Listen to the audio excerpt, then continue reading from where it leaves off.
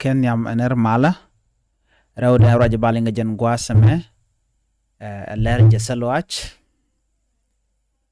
mchitwo ka kor gwasan paiwa kabana jelinkel shalado shramkel mila leri ke ganwari mila tungwari la jaga ja bajangach kabia kel media chiye de shalong ban jakule linkel ka doba danen shirya kama chatwo kaje kenya ma jeslwach muwe kane dial ka kwiyo manan shoda lat ban raja danen chakule lat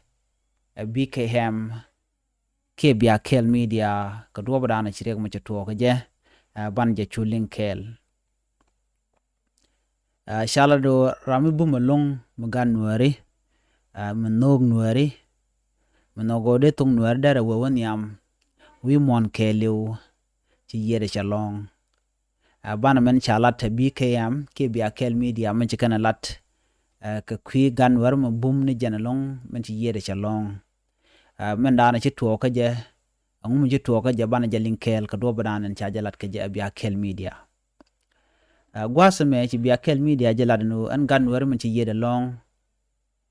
chalado men ci to ka je jeslo an mi di long kane dial ke kanwar dial ka kwiles sandana ci to ka je ka jan lere kel ka bia kel media ci BKM toglar no en ramadan ci yede jien chale siben ti ay dal dayum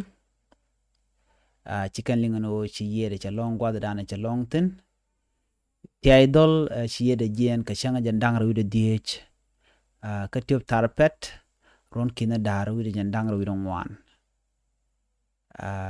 chala do jen yede kan ngwan lani ci bia kel media jala do no nene ci shemanten kon tila shemane ti ay dol ki siben ti ay dol dayum ci kan lade nene ci kan lade no ti ay she point de chaje moy ka joy ka chala do jana joy mi toro long a che joy mi dit ka do bodanan cha janang dol wal ka je cha chula do jan cha janang dol wal re duar en shwal ke ala gaya re wecha ka kosti ka Sudan ala gaya jan dol wal da nangetin ke re kosti re we ka Sudan en wini chala do shu yede shu jen karun wang ka jan changa mo cha rojo mo cha jalat shemane ke shemani siban chikan ladnu ci yede cho long radio wal bia kel media lara jaslo ide midi de long kala jaslo ide baler je shemane siban ti ay dal dayum ka jaslo ide na dana chikan la do ko jan chelere ko kel ka tama ci koste da nangbo kuni lanu jaslo ajene me ka kondial jek loy dalong ko jan cheler ko kel ka chete kel kanai jan len mugwa la ler go la kanunga ka bia kel media ka kwishianga ne content ka Sudan shidaka dana shidaka nare wi ka Sudan jaram dan la ler la kalat ka kem ala gaya kanerang ka so Sudan jan gwada dana la ler di ala to la kanunga tin ala gaya kanerang jan gozo kon la ruanishan kon la tin choy shu kana ke daga dan ka Sudan ke do dan de na loga ja la kanunga ka bia kel media ko bunwar di ala ko ken bukan kululing ki bukan te ngai kuma dan le roda ti ay jaram la ran leri BKM ko Sudan amen rum Sudan ba tel rada dien jaram makaro ade re wi ka so Sudan mala ler to la kala de chala do jen chala long ka tob ler to go ka BKM ke bia kel media